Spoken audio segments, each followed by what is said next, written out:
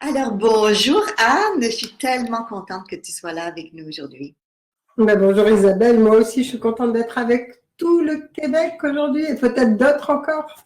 Exactement, tu attires beaucoup de gens de partout sur la... Euh, Donc, je vais juste expliquer quelques petites choses pour les personnes qui nous écoutent. Donc, on a un chat, une conversation. Les gens peuvent écrire dessus parce qu'on ne va pas les entendre ni les voir, mais ils peuvent nous écrire. Et je vais regarder, bien sûr, le chat et te poser, Anne, des questions de temps en temps en lien avec ce que bien les gens... sûr, bien sûr. C'est Ouais, bien. ouais. Oui, Ensuite, au contraire. Ça me fera plaisir de répondre à des questions parce que il y en a toujours beaucoup et on n'a pas toujours le temps d'y répondre. oui, c'est ce que je me dis. Tout le monde est pareil. Quand on est avec nous, on veut tout poser comme question. Le système a un petit délai. Donc, Anne, de temps en temps, quand tu vas arrêter de parler, je vais prendre une petite pause avant de te poser une question. Juste pour D'accord. que sinon, ça intercale un petit peu nos voix. Ça te Ok. va? Oui. Ok. Bon, ben, super. Alors, bienvenue tout le monde. Vous pouvez commencer à écrire dans le chat d'où vous venez, vos noms. On est tellement content que vous soyez avec nous. Et comme dit Anne, on a des gens du Québec, mais on a des gens aussi de partout. Anne, je vais commencer par te dire à quel point je suis reconnaissante. C'est gentil, mais Mais je vais te dire pour quelle raison, parce qu'il y a plusieurs raisons pour lesquelles je suis reconnaissante. Premièrement, je suis reconnaissante que tu es là avec nous, partager tout ça avec toutes les personnes, encore une fois, qui ont plein de questions à poser. Mais je suis aussi reconnaissante à tes petits copains, à ta famille, oui, euh, te guide et t'accompagne déjà depuis fort, fort longtemps sur Terre, parce que grâce à eux et avec toi, parce que tu as accepté l'entente qui t'ont proposé, si j'ai bien compris, grâce à eux et à toi, nous sur Terre, on a maintenant de l'information qu'on n'aurait jamais pu avoir autrement. oui, oui. Parce que, comme tu sais, tout ça, c'était pour les initiés avant, hein? On n'avait Oui, pas... oui, oui, c'est sûr. C'est que quand j'ai commencé, j'étais étudiante. Donc, quand ça m'est arrivé, on a commencé, bon, à un moment donné, quand on a rencontré ce guide intergalactique, en fait, qui n'avait rien d'humain physiquement, euh, mais qui ne voulait pas qu'on fixe l'attention sur lui. Donc, c'est pour ça qu'on en parle peu dans Récit d'un voyageur de l'astral, dans Terre d'émeraude, c'est-à-dire dans nos deux premiers ouvrages. Hein. Mais la chose qu'il nous a demandé, il a dit, est-ce que vous êtes d'accord pour remplir le contrat que vous aviez prévu avant de revenir sur Terre? C'est-à-dire de faire comme des journalistes, de raconter ce qui se passe sur les autres plans. Et parce que, en fait, lui a expliqué qu'il était le représentant d'un collège qui s'occupait de l'élévation, de l'élévation vibratoire des gens de la Terre. Et ça me paraît important parce que c'est vraiment ce dont on a besoin maintenant. Alors déjà à l'époque, mais bon, c'était quand même en avance. Et c'est vrai que ce qu'on a vécu, on s'est aperçu qu'en fait, je veux dire, ça n'était pas connu du grand public. Mais que quand la première conférence qu'on a faite, il y a des gens qui sont venus nous voir. Moi, j'étais pas tranquille du tout de dire ces choses-là. J'ai dit, oh là là, ça va être compliqué. Et il y a des personnes qui sont venues et qui ont dit, mais nous, on a vécu ça et on n'a jamais osé en parler parce qu'on a dit, on va être pris pour des fous. Et on vous remercie de poser des mots sur des choses qu'on connaît ou qu'on a vécues. Et c'est là où on s'est aperçu qu'en fait, et notre guide nous l'avait dit, il nous avait dit, mais il y a plein les gens ont tous vécu des naissances, des morts, des après-vies. Mais seulement c'est endormi. Et ce que vous allez dire va réveiller en eux des mémoires et réveiller en fait leur capacité ou leur connaissance ou simplement leur intuition de ce qu'ils ont vécu, quoi. De savoir que eux aussi l'ont vécu. Et ça, c'est important. Je Et trouve ça donc, c'est comme ça que ça a commencé. Je trouve ça fantastique parce qu'on remonte à il y a quelques années, puis comme tu dis, le contexte international aujourd'hui est encore plus fort et on a encore plus besoin de ça. Mais ce que je trouve vraiment fantastique là-dedans, c'est que, malgré le fait que tu t'es posé des questions à l'époque, que tu as pris cette entente-là, ce contrat, bravo, on est très contents, mais aussi qu'il y a des êtres d'ailleurs, qui sont là pour nous aider. Ah, complètement. Et c'est ça, justement, moi j'ai trouvé ça fantastique parce que je me suis aperçue donc que ce collège, enfin ce représentant du collège, d'un collège intergalactique, il dit, je ne suis pas de la planète Terre, je ne suis pas non plus de votre galaxie, mais je suis là pour… Et ça veut dire qu'en s'adressant à nous en même temps, il s'adressait aussi à la Terre. Oui. Donc ça veut dire qu'il y a des tas d'êtres qui sont en train d'aider la Terre depuis des années, depuis des millénaires. Et que maintenant, ils sont en train de se montrer, de s'activer, de vraiment, c'est comme s'ils se disaient, ben maintenant c'est la dernière phase où vraiment il faut que tout le monde puisse mettre de la puissance et puis croire vraiment pour qu'on puisse sortir de cette espèce de matrice dans laquelle nous sommes depuis si longtemps. Et disons que c'est aussi, j'en parle dans le dernier livre évidemment, mais depuis le début, en fait, je me suis aperçue que sans le savoir, parce que je ne voyais pas le fil conducteur, mais que sans le savoir, ça ouvrait des portes au fur et à mesure pour en arriver à notre époque actuelle. Oui. Et je me souviens très bien qu'à un moment donné, il y avait des personnes d'écoles ésotériques qui disaient « Mais comment vous pouvez raconter ça en public alors que ce sont des enseignements secrets ?» Mais nous, on ne savait pas d'abord que c'était des enseignements secrets parce qu'on ne les connaissait pas. Et puis, on s'est dit, bon, bah, je veux dire, on nous demande de les décrire. Moi, je trouve que j'ai fait un travail de journaliste, en fait. C'est-à-dire, je décris ce que je vois, ce que j'entends, ce qu'on me dit, parce que ça se déroule comme un film après, que je peux décrire avec beaucoup de précision pendant les quelques jours qui suivent l'expérience. Et ça, c'est une capacité particulière qui fait que, bon, ben, disons que c'est au mot près. Alors évidemment, c'est avec ma traduction, avec mes mots, avec mon ressenti. Mais, disons, ce que je vois, ce que j'entends, je peux le mettre à disposition de tout le monde sans vouloir dire « mais c'est ça la vérité » ou « vous devez croire ça » ou « vous devez me suivre ».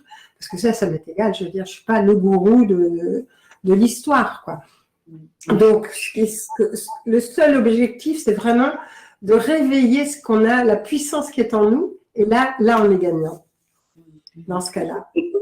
C'est merveilleux. Tu as quand même écrit plus de 30 livres, c'est énorme. Et puis tu fais, donc, à travers les voyages hors du corps, où tu vas aussi, comme tu te connecter avec cette information-là que tu transfères avec nous. Beaucoup de gens sont curieux comme moi, parce qu'on te suit depuis très très longtemps. Il y a des gens aussi, des nouveaux, qui commencent à apprendre avec les livres que tu as écrits. Et ça, c'est magnifique de voir les générations, hein, le mouvement, l'ouverture qui se met en place aussi chez les jeunes aujourd'hui et qui ont aussi les mêmes questions. Je sais que c'est très existentiel, les questions qu'on a aujourd'hui pour toi, mais tu sais, les gens veulent savoir ce qui se passe avant de s'incarner et qu'est-ce qui se passe après. C'est tellement important pour l'être humain. Et aussi, je vais peut-être ajouter, comment ça se fait qu'on ne savait pas ça? Comment ça se fait que? On ne savait pas ça, qu'on avait une mémoire. Ça paraît étonnant, mais je crois qu'on l'a su il y a très longtemps. Et puis ensuite, il y a une espèce de voile qui s'est instauré, mais un voile qui a été volontairement mis sur la population mondiale parce que quelqu'un qui ne sait pas, quelqu'un qui a peur, quelqu'un qui, par exemple, a peur de la mort, quelqu'un qui ne sait pas pourquoi il s'incarne, qui ne sait pas pourquoi il est là, je veux dire, ça fait de bons esclaves. Et puis, ce sont des personnes qui, en fait, ne sont pas libres. Je veux dire, on ne peut être libre que quand on connaît certaines choses, quoi. Déjà, au moins, on peut avoir des choix, on a moins peur. Et là, à nouveau, je vois que, par exemple, dans les informations Internet, qui ne sont pas des informations mainstream, mais qui sont des informations apparemment alternatives, il y a des choses aberrantes qui sont données, par exemple des canaux de lumière qu'il ne faut pas suivre parce que ce sont des pièges et que les gens vont tomber dans les pièges et qu'ils vont se réincarner sur Terre. Je veux dire, ça crée des paniques et alors nous, on reçoit du courrier avec des gens complètement paniqués qui disent « on a peur de la mort », alors que c'est vraiment le contraire que l'on a essayé de montrer à travers nos livres. Pendant des années, à travers mes livres ensuite, je veux dire, et si la vie continuait, par exemple, c'est dans les derniers, je veux dire, ce sont des livres qui sont pleins d'espoir parce que justement, les personnes ne savent même pas, quand une personne meurt, si elle meurt d'un accident, elle ne sait même pas qu'elle est morte. Parce que ça se fait brutalement. Et du coup, moi, j'ai vu des personnes qui, par exemple, venaient de mourir d'un accident de voiture et puis étaient en train de penser, qu'est-ce que je vais faire? Ah, vite, il faut que mon assurance, que j'aille prévenir ma femme, que mon assurance marche, jusqu'à ce que tout d'un coup, ils se rendent compte qu'on sort leur corps de la voiture, qu'il y a quelque chose qui s'est passé quand même, que la voiture est vraiment abîmée, que… sinon, il n'y a pas de différence. Et c'est ça que qu'on a essayé de montrer aux personnes, c'est que, bon, bien sûr, après, c'est plus beau, mais sur le coup, c'est pas… Je veux dire, on a l'impression de mourir à quoi? Mais en fait, simplement, on quitte une enveloppe physique. Et c'est comme un voyage astral. Alors, tout le monde veut faire un voyage astral, et puis après, tout le monde a peur de la mort. Donc, c'est très drôle, parce que je me dis, mais quand même, c'est la même chose, quoi. Donc, la peur de la mort, c'est… Quand on ait peur de la souffrance, ok. Quand on ait peur de la mort, je veux dire, c'est un voyage astral de plus, si ce n'est qu'on ne regagne pas son enveloppe physique. Mais quand on sort de son corps physique, il y a une espèce d'énorme liberté parce que l'espace, le temps deviennent complètement différents. Donc, on peut voyager à la vitesse de la pensée, on pense à un lieu, on y est. Tout est vivant autour de nous, tous les objets ne sont plus des objets, c'est vraiment la vie est partout. On a des sens qui sont décuplés. On continue à penser alors que le cerveau, théoriquement, est dans le corps physique. On continue à aimer, notre cœur physique est dans le corps physique. On continue à entendre, on continue à voir. Donc, je veux dire, c'est encore beaucoup plus beau, quoi. Je veux dire, même en restant à côté de la Terre, enfin, en restant proche de tout ce qui est physique autour de nous. Et après, quand on va passer sur d'autres plans, ben, évidemment, il se passe encore d'autres choses. Quand on dit il y a de nombreuses maisons, demeures dans la maison de mon père, c'est ça, quoi. Je veux dire, c'est-à-dire on passe dans l'endroit qui nous correspond, qui correspond à notre état vibratoire, qui correspond à nos émotions, à nos sentiments. Mais je me souviens que quand on a suivi, par exemple, dans Chronique d'un départ, je ne sais pas si je l'ai là, oui, c'est ce livre-là, je ne sais pas si vous avez la même couverture, en tout cas. Mais dans Chronique d'un départ, on suit une personne justement qui vient d'apprendre qu'elle a un cancer généralisé, bon, ce qui n'est pas drôle en soi, c'est sûr. Et puis, petit à petit, on la suit quand elle est en décorporation. Et puis, on s'aperçoit qu'à un moment donné, au moment où elle meurt, donc on est à côté d'elle et elle dit, c'est bizarre, je pensais qu'il y aurait un voile qui allait se déchirer. Et elle dit, non, en fait, si on ne se prépare pas, on garde le même état d'esprit que dans notre corps physique, quoi.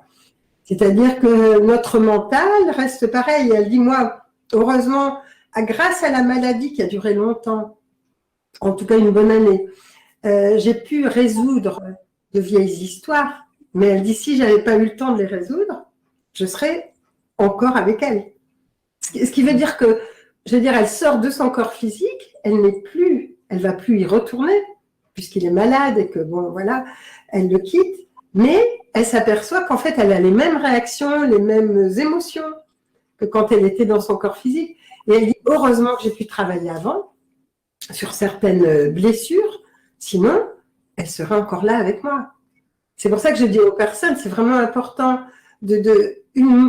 mourir, c'est pas ça le problème, c'est que c'est bien de préparer, de continuellement dans sa vie ce qu'on a envie d'être, ne pas laisser de vieux trucs derrière soi, un peu comme des testaments, quoi.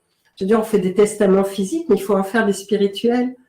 C'est-à-dire qu'à un moment donné, eh ben, on nettoie les vieilles choses, les vieilles rancœurs, les vieux machins, les colères, tout ce qui ne va pas, quoi, les liens qui ne sont pas bons, de façon à se dire, bah, si je partais aujourd'hui, est-ce que tout va bien?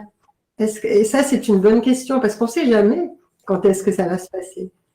Que quelqu'un peut avoir une crise cardiaque, quelqu'un peut mourir dans la rue écrasé, ou être malade. Bon, enfin, on ne sait pas. On ne sait pas si on va vivre encore 100 ans, ou un an, ou une journée. Et c'est bien…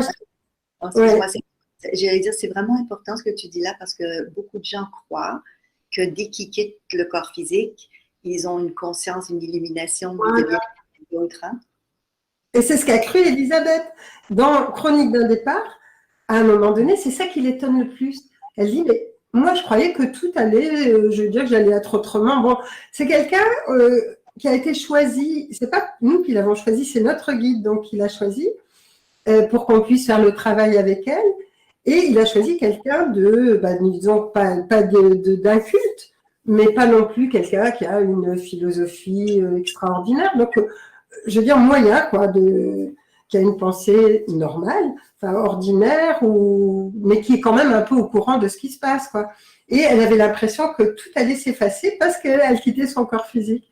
Et c'est là où elle s'aperçoit que non, qu'elle est encore sensible, que ce qui se passe, par exemple, elle est en colère parce que le gars qui creuse le trou, il pense au match de foot, il ne pense pas à elle, quoi. Et elle s'aperçoit que ça l'agace parce qu'elle dit, il pourrait quand même avoir un peu de respect pour moi, quoi. Je veux dire, il ne faut pas oublier que les réactions, elle les a encore, quoi. Et puis elle est étonnée parce qu'elle est divorcée et puis elle voit que son beau-frère fait un beau discours à son enterrement, donc elle est contente, mais en même temps étonnée parce qu'elle croyait qu'il était fâché ou qu'elle était, voilà, qu'elle s'entendait plus avec lui, donc c'est toutes ces choses-là et c'est important. Je me dis, il faut vraiment que la naissance, la mort, tout ça, on les voit autrement. Si on veut un nouveau monde, un monde qui soit complètement différent, il faut faire attention à tout ça. Les morts, à un moment donné, les gens mourants, on les mettait dans un coin de l'hôpital et puis on ne savait plus quoi leur dire, ni quoi faire avec eux. Grâce à Elisabeth Kubler-Ross, il y a eu beaucoup de travail de fait. Mais elle s'occupait du corps physique. Après, maintenant, avec les passeurs d'âme, il y a encore d'autres travaux qui se font. Il y a des gens qui les accompagnent un peu plus loin. Mais on est toujours accompagnés. Je veux dire, il y a toujours des êtres qui viennent nous chercher, qui nous accompagnent. Et même si on n'a plus de famille, je veux dire, ou si on n'a pas eu de famille, il y a toujours quelqu'un qui est là. Et c'est ça qui est extraordinaire. Donc, je veux dire, déjà ça, on n'a pas à le craindre. Alors, quand maintenant on essaie de nous faire peur, surtout à notre époque, sur la mort, sur la maladie, sur tout ça, je veux dire, il faut éradiquer ça de notre histoire pour arriver à retrouver notre force. On essaie de nous faire perdre nos forces en nous faisant peur. Mais je veux dire, il faut vraiment arriver à ne plus avoir peur de ça. Parce que, au contraire, les gens qui reviennent des NDE, les trois quarts, il y en a quelques fois qui font de mauvaises expériences, comme dans les drogues, quoi. Mais ceux qui reviennent, les trois quarts, je veux dire, ils changent leur vie d'abord. Ils n'ont plus les mêmes valeurs. Parce que toutes les valeurs humaines qui ont été données et qui sont fausses, quoi, en fait, qui sont basées sur des choses fausses, le pouvoir, l'argent, les acquis, enfin, tout ce qu'on veut avoir, la gloire et tout ça, ils s'aperçoivent que ça, ils n'en ont pas besoin. Donc, du coup, leur relation change. Mais leur relation à la vie change et elle est beaucoup plus belle. Donc, quand on n'a plus peur de la mort, on n'a plus peur de la vie. Et ça, c'est important. Et je me dis, c'est vraiment quelque chose d'essentiel actuellement, parce qu'à ce moment-là, on est capable de poser des actes, on est capable de dire des choses, on est capable de faire des choses, parce qu'on n'a pas peur. C'est ce qui m'est arrivé, moi, avec le gouvernement mondial. Je venais de tout perdre. Et quand j'ai écrit ce livre-là, je me suis dit, mais j'ai rien à perdre. Et quand on n'a plus rien à perdre, à ce moment-là, on est libre. On peut dire ce qu'on veut parce qu'on n'a pas peur. Comme ton dernier. Le dernier, ouais, aussi. Mais le dernier, ça a été difficile pour moi parce qu'il y a eu des passages qui étaient émouvants ou prenants ou difficiles. Et je me dis, mais pourquoi je fais ça? Pourquoi j'écris ça, quoi? Et à chaque fois, le guide m'aidait et me remettait en place, quoi. Donc, c'était bien quand même. C'est pas toujours beau être journaliste d'autres mondes, hein, comme tu le fais. Dis-moi, Anne, c'est fascinant tout ça que quand on quitte de l'autre côté, si on a réglé le plus de choses avant de partir, c'est mieux dans ce que tu as dit. Mais c'est sûr que c'est pas toujours facile à faire pour beaucoup de personnes. Comment ça se passe concrètement? Tu dis que quand on quitte de l'autre côté, on a encore nos émotions pendant un certain temps, puis qu'on a des êtres qui viennent et qui sont là pour nous. Alors oui, ce qui se passe, c'est qu'en général, et c'est ce qui se passe souvent chez les personnes, par exemple, âgées, qui disent « Ah, je vois papa, je vois maman ». Il y a souvent des personnes qui sont mortes avant elles et qu'elles aiment, ou qui les aiment, et qui vont venir se présenter quelques jours avant, ou qui vont venir les voir, et qui viennent les chercher en fait, qui viennent les accueillir, qui viennent les accompagner. Et moi, j'ai assisté sur les autres plans à des naissances sur les autres plans, parce que la mort physique, c'est la naissance sur un autre plan. Et c'est ce que disent souvent les orthodoxes. Je crois que c'est naître à un autre monde, quoi, quand quelqu'un part. Et moi, j'ai vu, par exemple, je voyais un cercle de personnes qui attendaient. Et je me disais, mais qu'est-ce qu'elles font là? Et j'étais donc sur un plan de l'astral d'après-vie. Et mon guide me dit, mais approche-toi et tu verras. Et en m'approchant, je vois au milieu du cercle apparaître une silhouette qui commençait à se dessiner. C'était la silhouette d'une vieille femme qui avait l'air fatiguée, mais qui était souriante.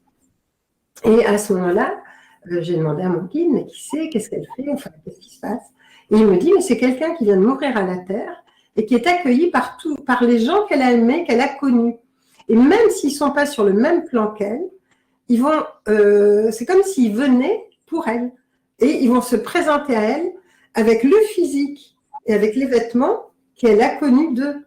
C'est-à-dire qu'eux, ils peuvent très bien avoir changé entre-temps parce que ce sont des plans où on peut prendre le physique qu'on veut, l'âge qu'on veut, s'habiller comme on veut. En fait, je veux dire, c'est la pensée qui va créer. Donc, il n'y a pas de problème. Mais quand une personne arrive, à ce moment-là, on se présente à elle sous la forme qu'elle a connue de nous, pour qu'elle nous reconnaisse, quoi, déjà. Et puis, c'est le moment vraiment d'un accueil. Même si on n'est pas sur le même plan qu'elle, on va rester un moment sur ce plan-là avec elle, juste le moment pour l'accueillir, pour la recevoir, pour Donc, c'est beau, c'est comme une naissance, mais de l'autre côté, quoi. Donc, ça, c'est vraiment chaleureux. Et puis, la personne va commencer à pouvoir vivre. C'est pour ça que je dis, même quand on est médium, c'est important que ce soit l'être et partie qui contacte et pas qu'on soit toujours en train de le déranger parce qu'il a beaucoup de choses à découvrir, à vivre, à apprendre.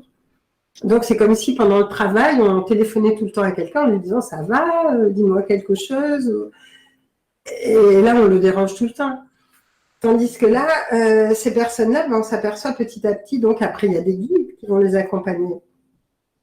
Et le moment le plus délicat, ça va être la lecture de vie.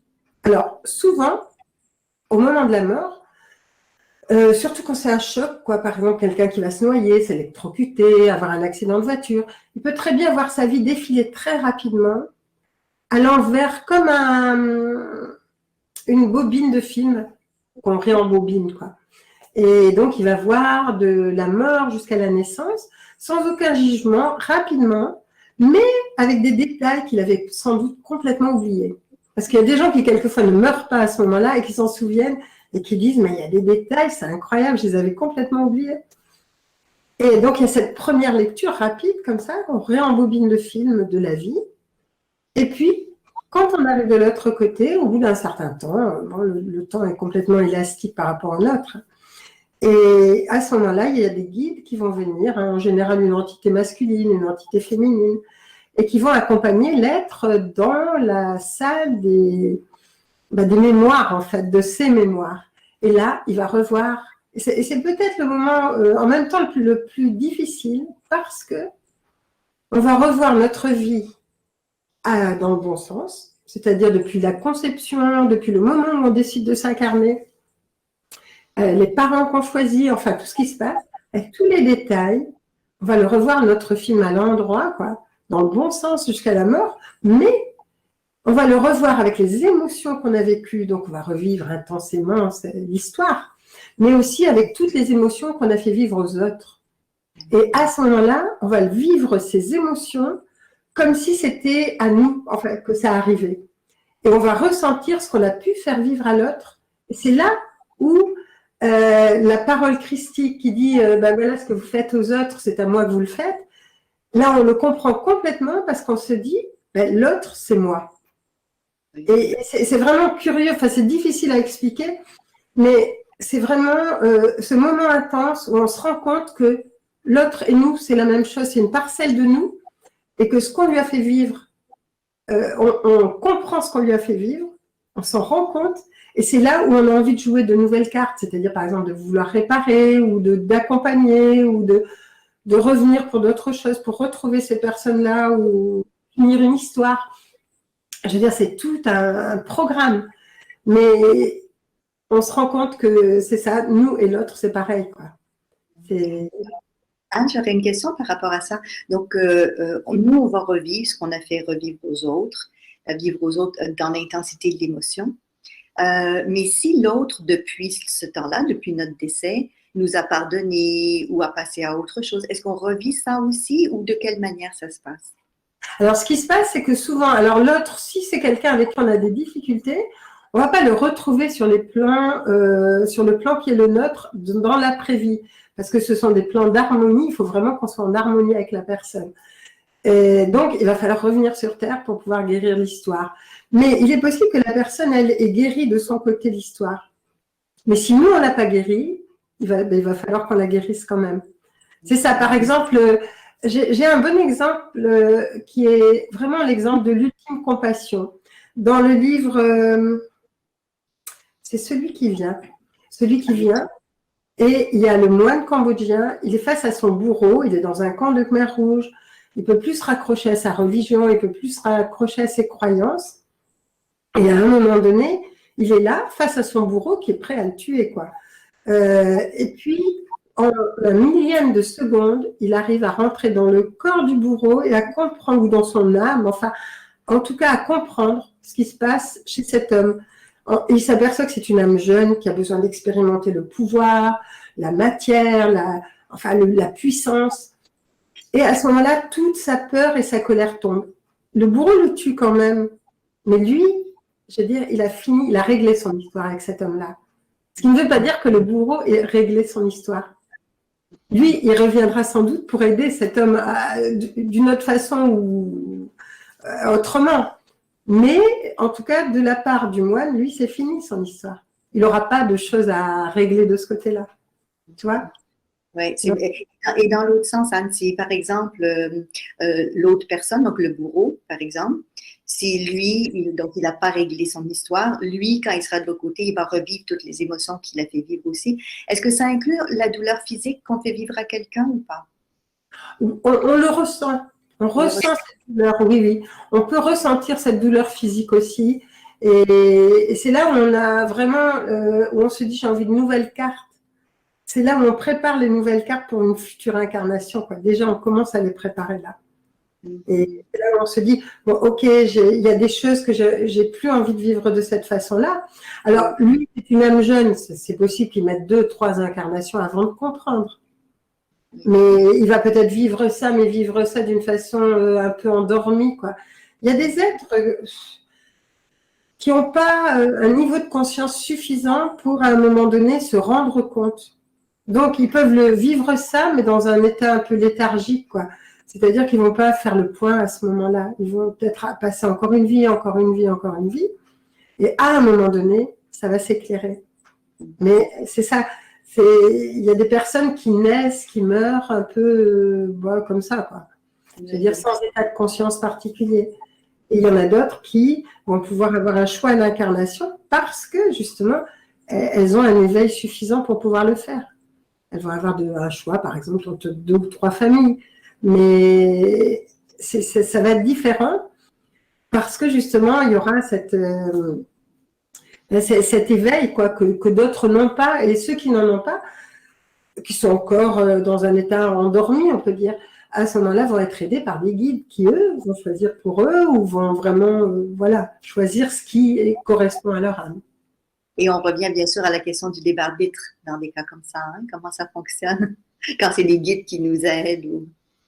C'est ça, c'est-à-dire quand un guide les guides, par exemple, vont à un moment donné suggérer, quand on a un état de conscience éveillé, ils vont suggérer peut-être des possibilités, mais on va avoir un choix, ou en tout cas au moins un minimum de choix. Et on sait que les parents, c'est pas anodin, quoi. On va les choisir pour une raison ou une autre, mais on n'est pas là par hasard. Et quelqu'un qui ne se réalise pas, ce sont les guides qui vont choisir le type de vie qui va permettre à leur âme de grandir. Donc, c'est ça, quoi.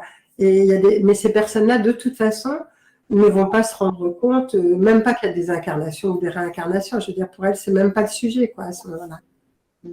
Mais ce qui est curieux, c'est que justement, dans ce livre-là, sur la compassion, je trouve que c'est vraiment un livre de la compassion, il y avait des femmes de Khmer Rouge qui étaient vraiment complètement dévouées Et bien qu'elles ne soient pas dans un acte, je veux dire qu'elles soutiennent des hommes qui étaient des tueurs, quoi.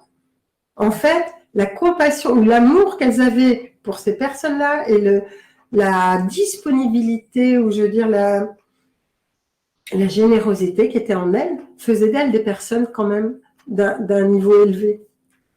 C'est ça qui est curieux, quoi. Quelquefois, on peut se dire, mais oui, mais elles servent une cause qui est mauvaise, quoi, en fait.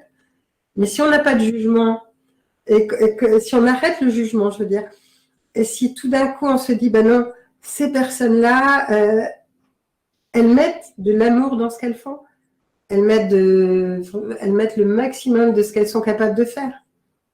Je veux dire, elles ne se posent même pas la question. Et à ce moment-là, c'est différent, quoi. Je veux dire, c'est pour ça que c'est difficile de juger ou de se dire bah, où est-ce qu'ils vont, ou dans quelle case on les met. Bon, on ne met pas de case dans ce cas-là, on arrête. Mais c'est important ce que tu es en train de raconter parce que souvent les gens pensent au purgatoire ou à l'enfer.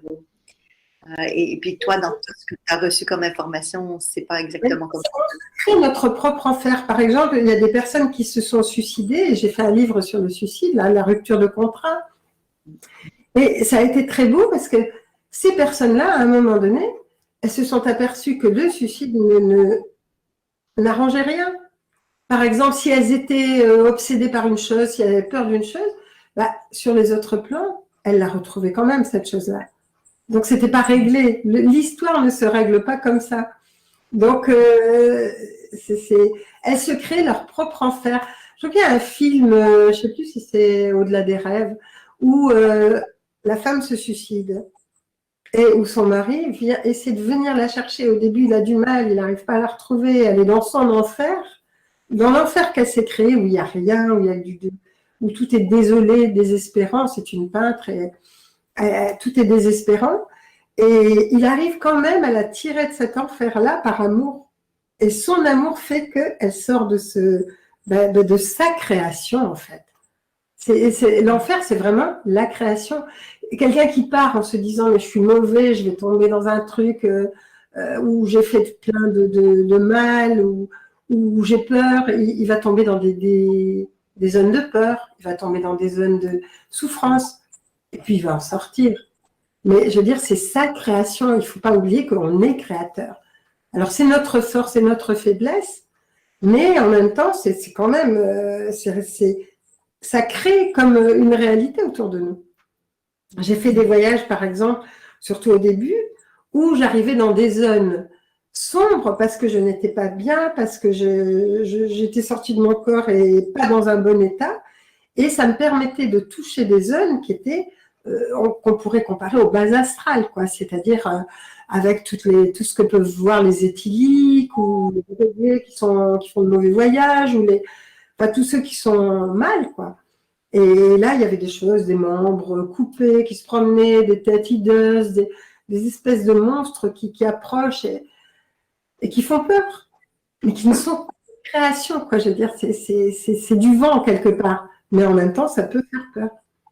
Et ça, on pourrait dire, c'est l'enfer. Dis-moi, Anne, quand on quitte la Terre, parce qu'il y a plusieurs dimensions, on parle beaucoup aujourd'hui de la quatrième, cinquième dimension. Est-ce qu'il nous arrive aussi d'aller ailleurs, comme sur d'autres planètes ou... Alors, il y a des personnes, effectivement, qui font des stages sur des planètes différentes. Oui, oui, j'en ai vu et c'est intéressant parce que du coup, elles acquièrent un état de conscience qui va leur permettre de ramener sur Terre, par exemple, des informations ou naître avec un ADN modifié. Il y a beaucoup d'enfants, enfin, ou de jeunes, même d'adultes, qui ont leur ADN modifié dès le départ et qui vont arriver de cette façon-là sur Terre. Et il y en a qui ont été enseignés par des êtres de l'espace sur d'autres planètes pour pouvoir ramener une façon de penser, une façon de vivre, des technologies qui vont pouvoir aider la Terre. Donc, ça en fait partie. Donc, ça, c'est possible, bien sûr. Et comme on est tous, je veux dire, on a tous en nous une graine d'étoile, donc on vient tous d'un système différent, d'une planète différente, on est tous reliés à quelque chose hors Terre. Et ça, ben je veux dire, ça se réveille en nous en ce moment parce que, ben je veux dire, c'est comme un état de conscience différent qui nous permet de voir les choses de plus haut. Et c'est notre état vibratoire. Si l'on arrive à élever ces états vibratoires en général, évidemment pas pour tout le monde, mais pour au moins une bonne partie, à ce moment-là, c'est ça qui va aider à nous sauver de cette histoire actuelle, quoi. Et pour ça, il faut aussi développer ses capacités subtiles, ce que tu leur apprends d'ailleurs. Donc, c'est ça. Je veux dire, à voir différemment, à capter, à sentir, les plans subtils, et les auras et tout le reste, quoi. Donc ça, c'est important. Dis-moi, Anne, si on quitte la Terre et puis qu'on n'a pas résolu des choses avec d'autres personnes, on va donc revivre les émotions. Et après, comme tu disais, on peut faire des choix de dire je vais revenir avec la personne. Est-ce qu'il faut obligatoirement, est-ce que c'est ça que j'ai compris, obligatoirement revenir dans un corps physique sur Terre pour le résoudre si ça a été créé sur Terre? C'est difficile de résoudre, par exemple, quand on a une inimitié avec quelqu'un, ou quand il y a eu de la haine, ou quand il y a eu des histoires compliquées. Et ces personnes-là, on ne va pas les retrouver sur les plans subtils. Sauf si elles ont dit, bon, ok, je viens pour que tu puisses apprendre, je ne sais pas moi, la compassion, par exemple. Donc, mais sinon, c'est vrai que ça va être une difficulté parce que les plans sur lesquels on est sont des plans harmonieux. Donc, on ne va pas rencontrer ces personnes-là. Et la Terre, c'est vraiment une planète école qui est magnifique dans le sens où, justement, c'est là où on peut résoudre toutes les choses bien concrètes, bien matérielles, quoi. Et donc, on va s'incarner dans un corps physique à nouveau, peut-être dans une famille proche. Enfin, on sait qu'on va se rencontrer à un moment donné ou à un autre. On l'oublie ensuite. Mais au départ, on sait que, bon, on va venir et que cette personne-là, on va là. Les grands carrefours, on ne peut pas les éviter. Entre deux, on a toutes les possibilités de rallonger la route, de la raccourcir. Ça va dépendre de nos choix. C'est-à-dire, par exemple, on va se trouver face à des propositions, par exemple, ou face à des difficultés, ou face à des personnes.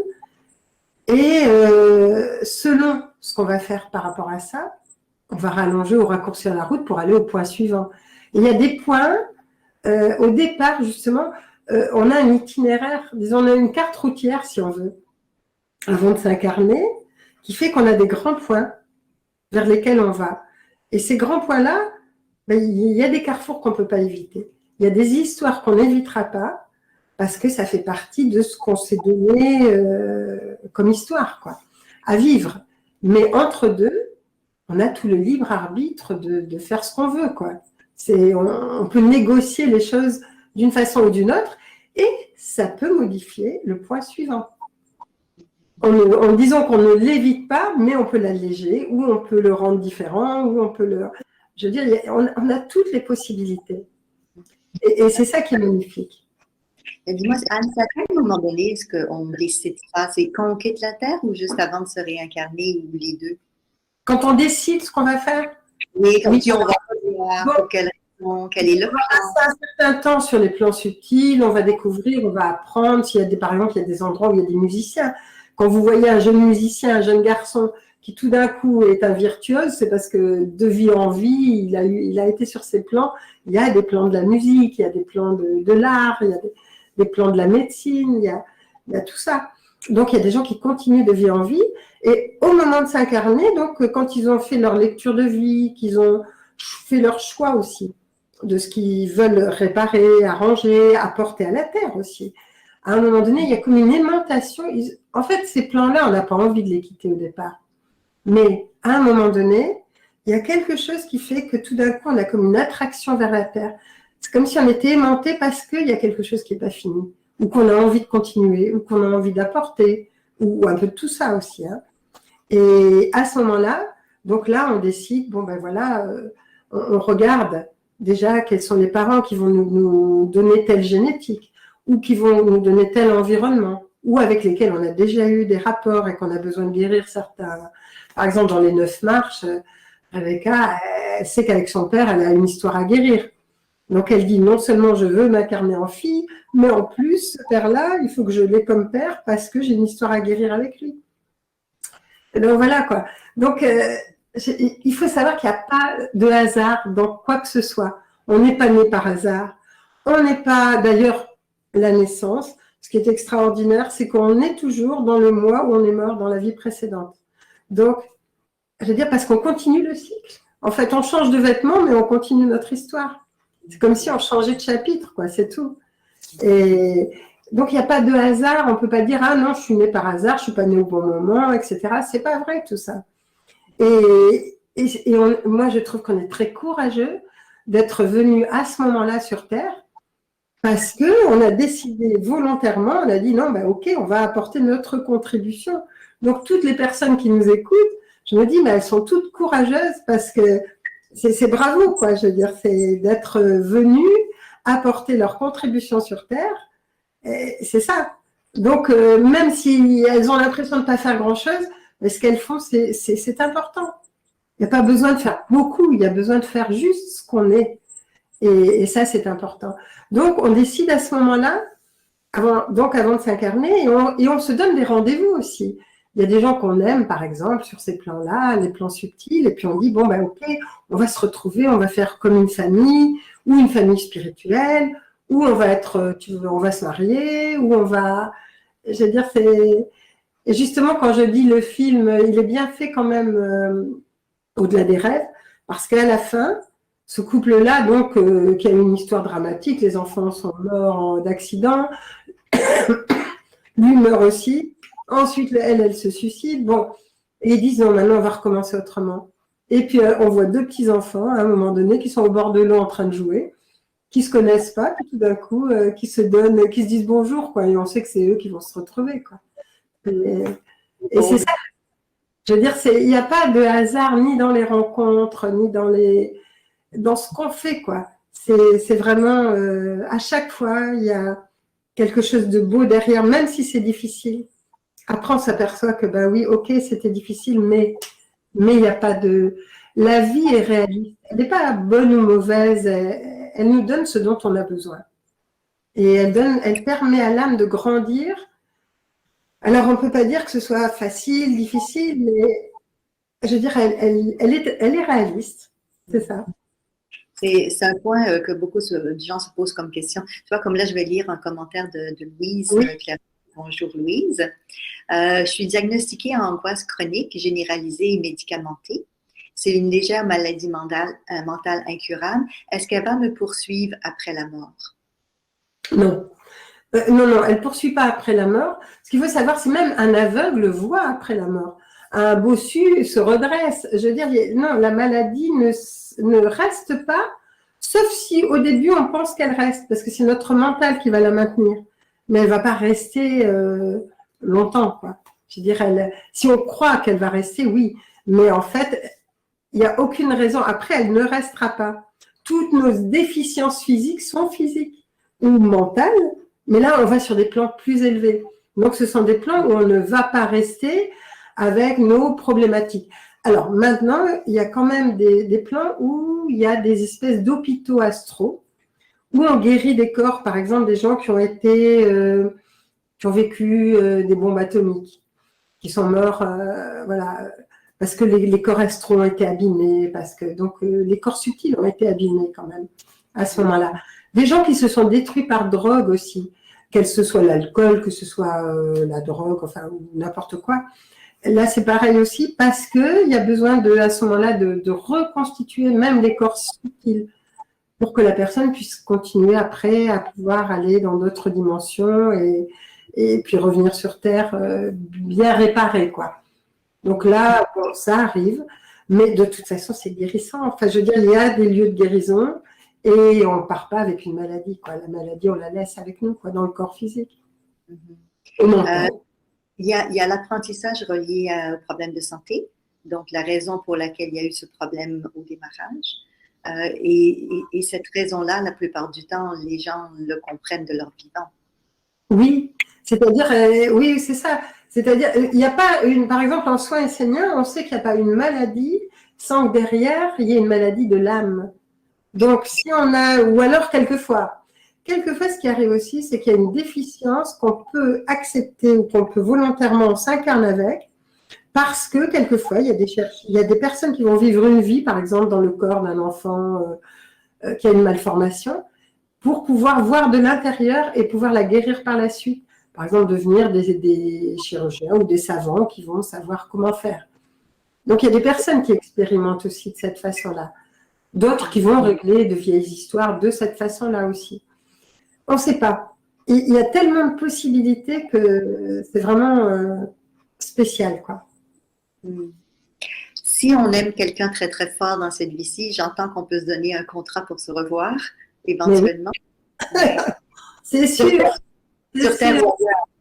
Hein? Sur Terre Royale. C'est le nom Sur de Terre ton. Royale, oui, tout à fait. De toute façon, je veux dire, l'amour, c'est ce qui va relier les gens de toute façon. Donc, tous les gens que vous avez aimés, vous allez les retrouver. Les animaux que vous avez aimés, vous allez les retrouver. C'est l'amour qui va faire le reste. Hein. Alors après, vous allez décider si vous voulez revenir ensemble. Pas forcément dans les mêmes rôles. Peut-être vous aurez des rôles différents. Ça dépend. Ça dépend, mais ça peut être tout à fait aussi fantastique. Et dis-moi, Anne, parce qu'on parle des autres règnes, les animaux, les végétaux, si on fait mal émotionnellement ou physiquement à un animal, est-ce que c'est le même principe? On va revivre ce qu'on leur a fait vivre de l'autre côté? Ah, oui, on le revit de toute façon, parce que ça fait partie je veux dire, de l'humanité dans son ensemble. Hein. Donc, ce qu'on a fait de bien avec un animal, bon, ça va nous être rendu. Et puis, ce qui a été une souffrance, on va le revivre aussi.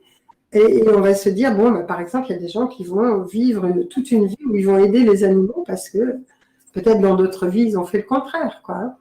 Moi, je vois, par exemple, dans le livre sur le suicide, la personne, John Smith, qui, lui, a tué, a brûlé, a violé des villages au Vietnam, mais quand il a voulu s'incarner, quand il s'est incarné, c'était un petit garçon qui voulait être pompier. Il a sauvé autant d'âmes et de personnes qu'il en a tué avant. Donc, il y a toujours, la vie va toujours vous apporter le moyen de réparer l'histoire. Et c'est pas toujours simple, mais la dernière personne qu'il va sauver, c'est pendant l'écroulement des tours de New York. Cette fois-ci, alors la première fois dans sa vie de militaire, il obéissait aux ordres. Là, il n'a pas voulu obéir au pompier en chef qui lui disait de ne pas y aller. Il y est allé, la dernière personne qu'il a sauvée, c'était une Vietnamienne. Et il est mort.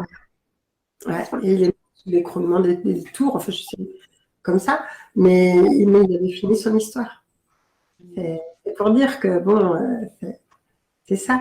Et par exemple, dans Et si la vie continuait, la jeune femme qui meurt d'un accident, au début, elle ne voit pas elle sait pas qu'elle est morte. Puis après, elle s'en rend compte. Et après, comme elle est jeune et que ses organes sont en bonne santé et que c'est un accident, on veut donner ses organes à différentes personnes. Et au début, ça la choque parce qu'elle n'a pas donné son accord. Mais après, elle s'aperçoit que ce n'est pas du hasard, que les organes vont à des personnes, en fait, avec qui elle a eu une histoire autrefois, dans d'autres vies. Et que ça va les aider. Enfin, il y a tout à... Je veux dire, c'est là où on s'aperçoit que la vie est quand même extraordinaire, quoi. Que tout est... C'est pas que ce soit planifié, mais c'est vraiment bien fait quand même. Anne, ça me fait penser à une question qu'on a en ce moment que je vais te ramener, c'est un peu dans ce sens-là. Quand on est de l'autre côté avant de s'incarner, on va décider de revenir sur Terre avec des connaissances ou des compétences ou des forces. Comme là, par exemple, la personne qui nous écrit parle que est-ce que être haut potentiel dépend de ce qu'on a été avant sur Terre, comme dans une vie antérieure ou ailleurs? Donc, Alors, est-ce que ça veut dire qu'on a été quelqu'un de positif et donc on a droit au haut potentiel? Oui, il y a des personnes qui ont un haut potentiel mais qui ne sont pas forcément bénéfiques. C'est une histoire quand même d'intelligence en même temps. Hein. Donc, c'est pas forcément parce qu'elles ont été bonnes ou parce qu'elles ont fait bien les choses qu'elles sont de haut potentiel. Mais ça veut dire aussi qu'en général, quand même, ce sont des personnes qui sont là pour aider, pour contribuer à aider l'humanité avec ce potentiel-là. Donc, c'est important. Alors après, qu'est-ce qu'elles vont en faire? Ça, c'est à elles de décider, quoi. C'est à elles de voir comment elles vont utiliser ça. Parce que quelquefois, ça peut être un cadeau, mais en même temps, c'est une charge.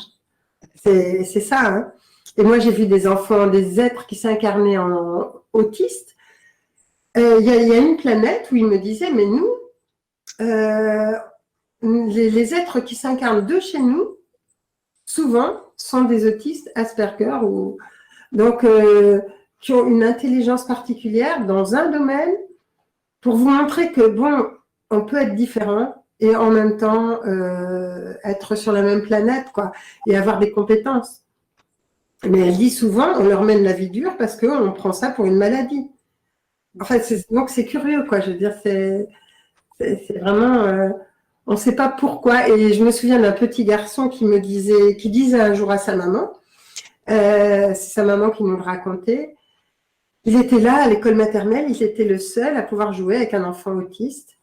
Et puis sa maman lui disait, mais comment ça se fait que toi tu puisses et pas les autres? Ah ben, il dit, parce que moi, avant de venir, je le connaissais.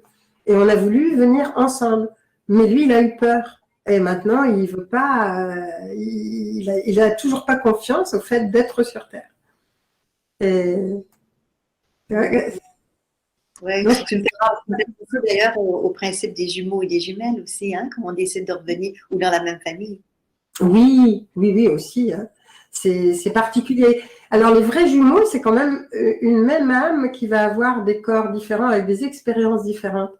Et une même âme peut se diviser en plusieurs entités qui vont expérimenter. Ça permet de faire des expériences plus rapidement aussi, pour des raisons X que je ne connais pas, quoi. Ça dépend de la personne, mais c'est curieux aussi ça. Et quelquefois aussi, on a pu avoir un jumeau qui n'est pas venu avec nous jusqu'au bout, qui a juste été l'accompagnateur.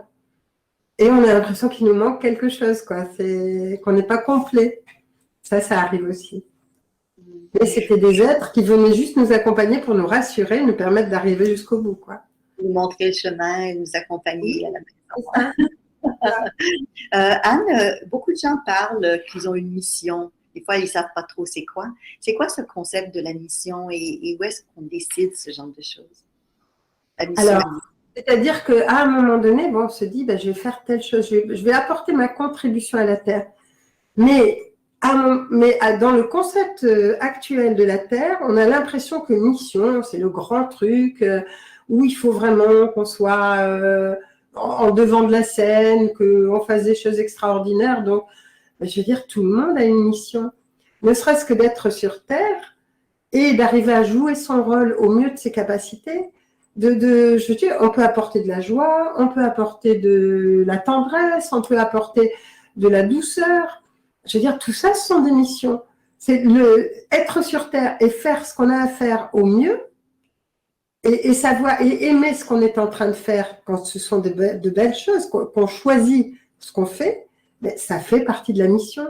C'est pas la peine de se chercher des choses compliquées.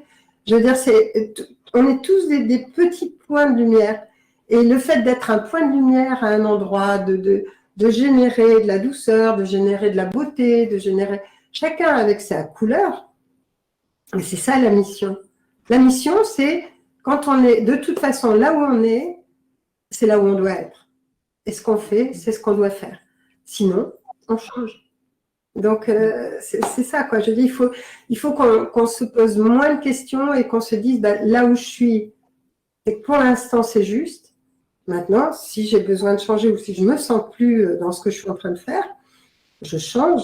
Mais pour l'instant, c'est l'endroit où je suis qui est juste. Il n'y a pas de hasard, quoi. On n'est pas là comme ça, sans mission. C'est une mission. Ne serait-ce que d'être sur Terre, on n'a pas besoin de justifier notre existence. Il y a des gens qui voudraient sans arrêt justifier leur existence, prouver qu'ils sont bien, prouver qu'ils vont faire du bien. Et il n'y a pas besoin. Je veux dire, le fait d'être arrivé jusqu'ici, d'être arrivé à cette époque-ci, c'est déjà une justification. On n'a pas besoin de justifier notre existence. Anne, ça me fait penser à une de mes clientes qui se sentait coupable parce qu'elle a une vie facile. Elle disait, moi, j'ai travaillé ou j'ai une bonne famille. Qu'est-ce qui se passe dans ces cas-là? Et c'est ça, ce sont des personnes qui peut-être ont une vie de plus de repos parce qu'elles ont beaucoup bossé dans d'autres vies ou qu'elles ont eu des vies difficiles et que là, elles peuvent enfin respirer et que grâce à ça, justement, elles vont amener la douceur autour d'elles, elles vont amener des choses que d'autres qui sont en difficulté ne vont pas pouvoir amener ou vont avoir des difficultés à amener. On pourrait culpabiliser pour tout, en fait. On se sent coupable parce qu'on est dans un monde où on nous rend coupable. On nous rend coupable d'être beau, d'être heureux, d'être bien, d'avoir des sous, alors que, bon, je veux dire, ça fait partie de la vie. Et là, on ne va pas se culpabiliser. Le tout, c'est d'arriver à en faire quelque chose qui nous paraisse beau, quoi.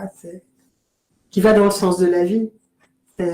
Et dans le film, par exemple, qu'on a fait, qui s'appelle le courage au service du vivant, je veux dire, on a pris justement toutes les catégories de personnes, du plus pauvre à des gens qui n'ont pas de problème de vie, mais qui tous ont du courage, qui tous ont fait ce qu'ils avaient à faire. Et hommes, femmes, mariés, pas mariés, avec des enfants, sans enfants, avec de l'argent ou pas d'argent, ils ont tous fait quelque chose de beau. Et c'est ça, moi, je trouve, c'est ça qui est formidable. Anne, tu parlais que dans un monde idéal, on règle les choses qu'on a à résoudre de notre vivant quand c'est possible avant de quitter la Terre. Pour beaucoup de personnes, c'est très difficile d'être capable de faire ça. As-tu des trucs, des idées, des suggestions comme ça? Oui, parce que nous, par exemple, on fait des séminaires là-dessus. On en fait un qui dure 5 jours, donc c'est le plus long. Et c'est vraiment un retour vers soi. Et là, on va en profondeur dans nos vieilles histoires, de façon à ne pas les laisser de côté.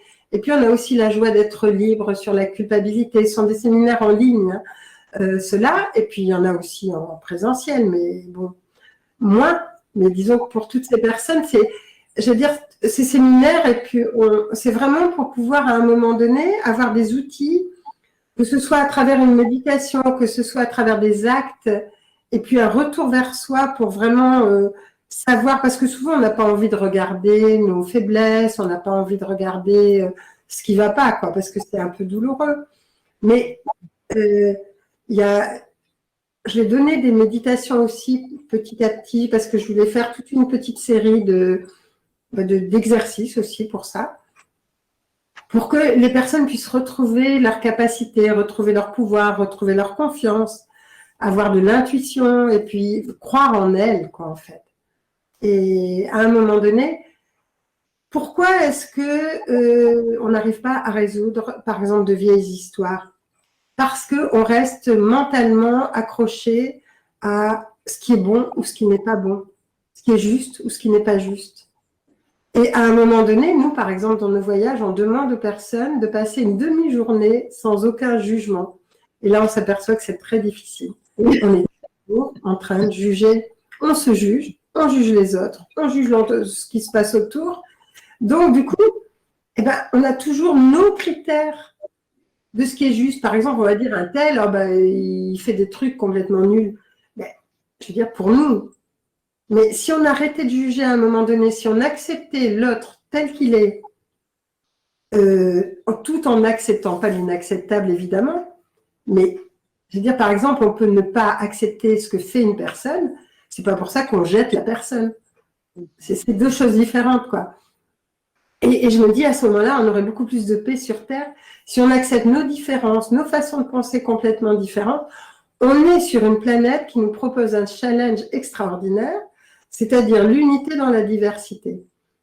Et ça, c'est la seule planète de tout le système solaire et hors système solaire qui propose quelque chose d'aussi beau. Si on y arrive, je veux dire, vraiment, là, c'est magnifique. Parce que c'est comme un bouquet de fleurs avec différentes fleurs. Les autres planètes, il y a une race, il y a une façon de faire. Donc, ils se comprennent.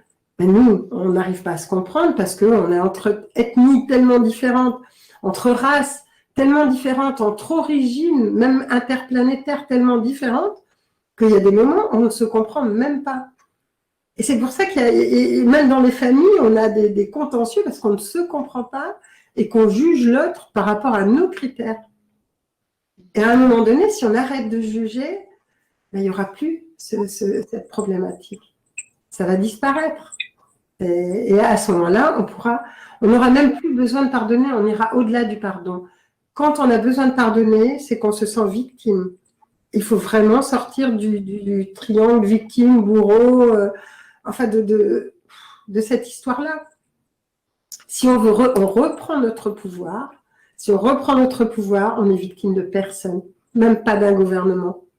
Donc, à ce moment-là, comme on n'est pas victime, on n'a même pas à pardonner, parce qu'on n'est plus la victime ni du gouvernement, ni du voisin, ni de la famille, ni de qui que ce soit. On arrête de sortir du rôle de victime. On sort plutôt du rôle de victime, je veux dire. Et c'est ça, c'est vraiment important. Parce qu'à ce moment-là, les choses vont se repositionner d'elles-mêmes. C'est-à-dire que le bourreau n'est plus un bourreau, c'est une personne qui nous a fait vivre une histoire difficile, mais je veux dire qui fait partie de notre histoire, c'est-à-dire avec laquelle qui était prévue dans notre histoire en tout cas. Donc voilà quoi. Ça permet une vision complètement différente des oui, choses. Voilà, on regarde complètement les choses différemment et on n'est plus leur victime, on n'est plus victime de personne. On n'est pas victime de Big Pharma, on n'est pas victime de quoi que ce soit. Parce qu'on a aussi notre choix, parce qu'on va faire aussi ce qu'on veut, quoi. Alors vous allez dire, ben oui, effectivement, mais il peut y avoir des enfants qui subissent des histoires difficiles. Et quand on est enfant, on n'a pas toujours le choix, mais même, on peut avoir quand même le choix de dire non, mais quelquefois, on est coincé. Et c'est vrai qu'on se choisit quelquefois des vies qui ne sont pas faciles. Mais à un moment donné, on a la capacité de sortir du rôle. Et c'est parce qu'on joue des rôles aussi. On joue le rôle de la fille, on joue le rôle de la mère ou du père. On joue des rôles sans arrêt. Et à un moment donné, si on sort du rôle, on devient adulte face à un adulte et c'est différent. Là, on peut devenir... Excuse-moi, Anne. On a une autre question que je voulais partager avec toi parce que tu en as parlé tout à l'heure. C'est un approfondissement que la personne a besoin. Vous parliez d'être incarné avec un ADN modifié après avoir été en stage sur d'autres planètes. Est-ce que vous avez des informations concernant le fait de savoir comment est-ce que l'ADN est modifié? Alors, moi, je ne suis pas du tout scientifique, hein, donc je ne peux pas apporter des données scientifiques parce que je dirais mal. Je ne saurais pas bien les expliquer. Ce que je sais, c'est qu'il y a des brins d'ADN qui ont été bloqués et que maintenant, ils sont en train de se libérer, ce qui veut dire que ça va donner un état de conscience différent aux personnes, mais à nous aussi. Je veux dire, même aux adultes, même aux personnes âgées, ça n'a pas d'importance. Je veux dire, ces personnes-là, elles ne sont pas nées avec un ADN modifié, mais elles le modifient au fur et à mesure de leur vie, de leur état de conscience, de leur ouverture de conscience. Et il y a des codages qui ont été mis dans le dernier message, c'est marqué donc dans le dernier message que j'ai reçu. Les êtres ont dit qu'ils avaient mis à des personnes, évidemment avec leur accord, des codages qui leur permettent justement d'accéder à autre chose, à d'autres dimensions, à d'autres états de conscience. Donc, un ADN modifié, ça veut dire que c'est comme si on récupérait le pouvoir qui est en nous et qui est endormi. On a des capacités extraordinaires. On veut faire de nous des espèces de robots avec des implants, avec des tas de choses robotiques, alors que tout ce pouvoir-là, mais on l'a. On n'a pas besoin d'être cloné, d'avoir des tas de trucs, de matériel extraordinaire et extérieur, parce que tout ça, on l'a en nous, mais maintenant, il faut qu'on ait le courage de pouvoir le réveiller, que ce soit notre intuition, nos capacités de vision, nos capacités toutes nos capacités. On les a. Et l'ADN modifié permet aussi, par exemple, ce que je pourrais citer comme exemple, par exemple, avant, on pouvait mettre 10 ans avant d'accepter, par exemple, les mondes interdimensionnels ou des choses comme ça. Maintenant, il y a des enfants qui naissent et pour eux, c'est une évidence. C'est une évidence parce que justement, ils l'ont connu, ils l'ont appris avant de venir. Et cet ADN modifié leur permet, pour eux, c'est facile, quoi, je veux dire. C'est merveilleux tout ça, cette transformation, aussi avec l'épigénétique aujourd'hui, on sait qu'on peut transformer notre ADN. Et ça m'emmène, parce que c'est bientôt la conclusion, ça passe tellement vite le temps de notre rencontre d'aujourd'hui. Qu'est-ce qu'on t'a dit de l'autre côté sur l'évolution de la Terre? Tu sais que les gens veulent savoir où est-ce qu'on s'en va. Oui, je comprends. Dans le dernier message, par exemple, et puis même dans le dernier livre, ce qui m'a été dit, c'est que vraiment, la Terre va passer, disons que pour l'instant, elle a toujours été la fausse note du système solaire parce qu'elle a attendu. Il y a eu la fin de l'Atlantide, il y a eu la fin de la Lémurie avant, et maintenant on en arrive à nouveau une fin de civilisation. Mais cette fin de civilisation, il ne faut pas que ce soit une catastrophe. Il faut qu'au contraire, ça soit vraiment une évolution vers autre chose, donc une planète nouvelle, quoi. Et la Terre est prête pour ça.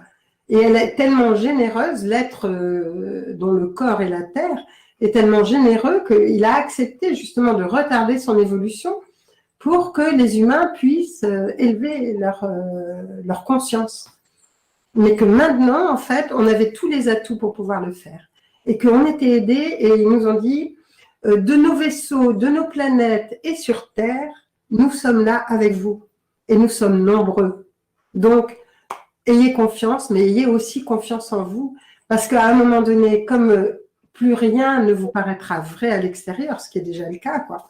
Je veux dire, on nous raconte des mensonges dans tous les domaines, mais à un moment donné, vous ne pourrez faire confiance qu'à vous-même. Et c'est pour ça qu'il faut revenir à l'intérieur de soi. Et la planète est en train de passer, je veux dire, par exemple, on a fait des sons pour la planète, et c'est vrai que ça aide beaucoup. Et maintenant, j'ai vu qu'il y avait des personnes qui faisaient ça tous les dimanches, et ne serait-ce que des hommes pour aider la planète. Et la planète a un rayonnement différent. Elle a des canaux différents qui sont en train de s'élever avec d'autres planètes, d'autres dimensions, où il y a des entités qui vont faciliter le passage, qui vont faciliter les énergies aussi. Donc, il y a beaucoup de choses qui sont en train de se faire. Il y a des personnes aussi qui sont en train, dans leur coin, dans leur domaine, de changer aussi l'humanité. Et c'est ça qui va aider. Et ils disent, vous êtes presque au moment de disons, du changement ultime. Du changement ultime. Et il dit, n'ayez pas de crainte parce que quoi qu'il arrive, de toute façon, il y aura une solution.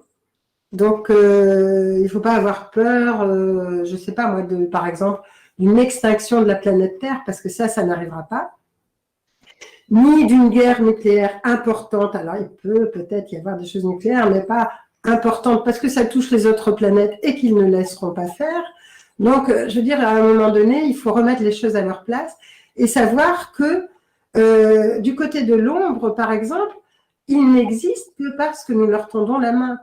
Donc, si nous boycottons, je veux dire, ce que nous ne voulons pas voir, ils n'ont plus d'existence parce que c'est nous, les consommateurs ou les acteurs, qui les faisons vivre. Sans nous, il n'y a rien, ce sont des ballons de baudruche. Et ça, il faut le savoir aussi, c'est important. Donc, pour eux, la Terre, je veux dire, elle est en bonne voie quand même, malgré toutes les apparences. Alors, c'est vrai qu'on a encore quelques moments un peu difficiles à vivre, c'est sûr, mais je veux dire, il ne faut pas perdre espoir parce que c'est vraiment là où on est en train de changer.